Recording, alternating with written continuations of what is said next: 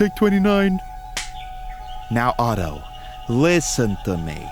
The line is, if you were not a bride, I would kiss you goodbye. Got it? Si. Okay, he's got it this time, folks. And action. If I were not your bride, you can give me goodbye kiss. No, damn it! Cut! Take 44. Okay, Otto, you're comfortable in the Vespa. Si. Okay, he's comfortable, folks. And action. Why don't we do all of those things together, Princess Anne? Today's gonna be a holiday. Why, he's done it again. Cut. Take 68. Now, Otto, we're only going to give this one more shot. You know the lines, right? Si. My name is Maximus Decimus Meridius, commander of the armies of the north, general of the Felix legions, and loyal servant to the true emperor Marcus Aurelius, father to a murdered son, husband to a murdered wife, and I will have my vengeance. You've got that? Si. Okay, he's got it, people. And action. My name is Declan Maximus, loyal emperor to the true servant Mark Aurelian, husband to a murdered son, father to a murdered wife. No. Cut.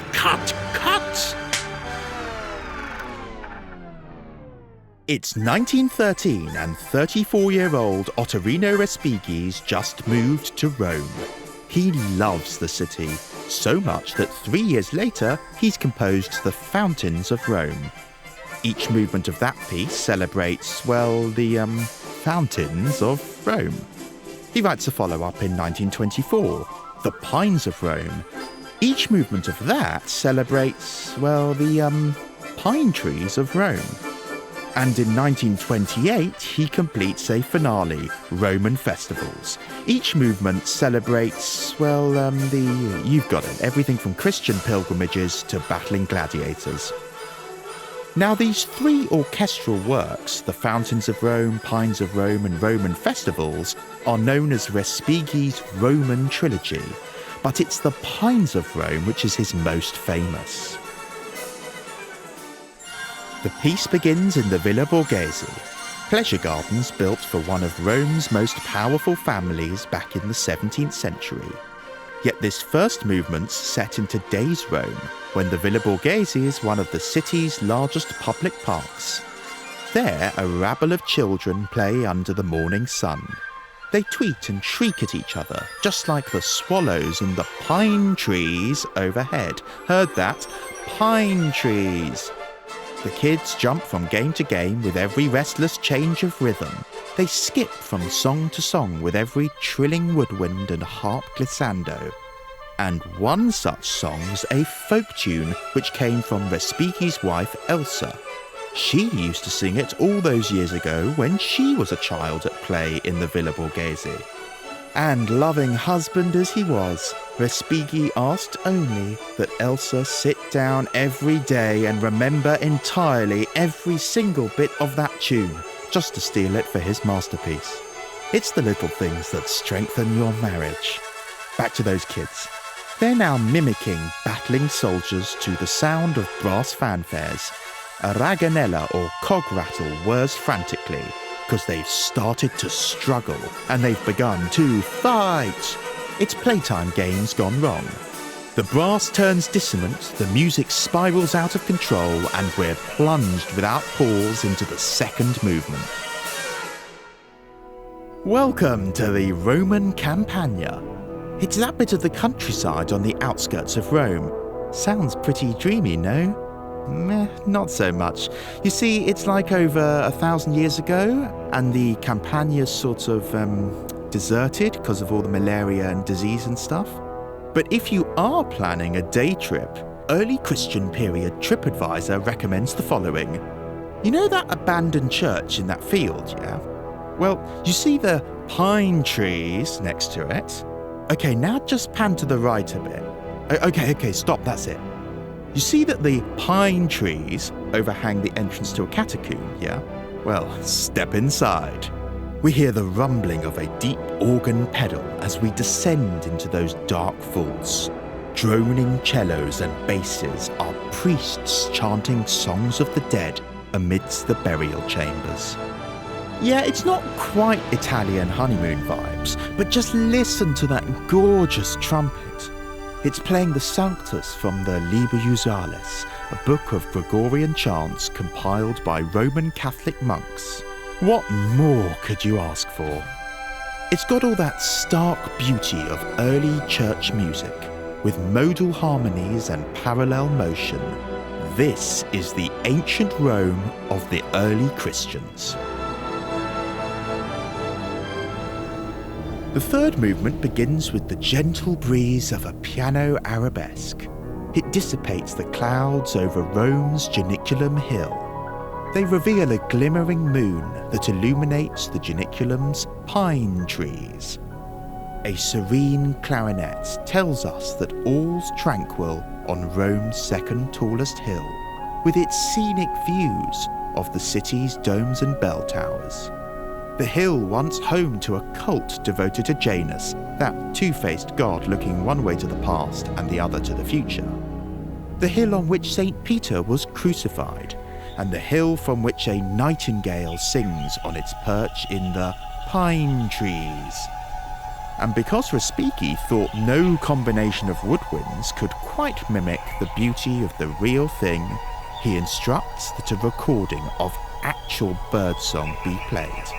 Not any old recording, but specifically Song of a Nightingale No. 2, a real classic released in the 1910s.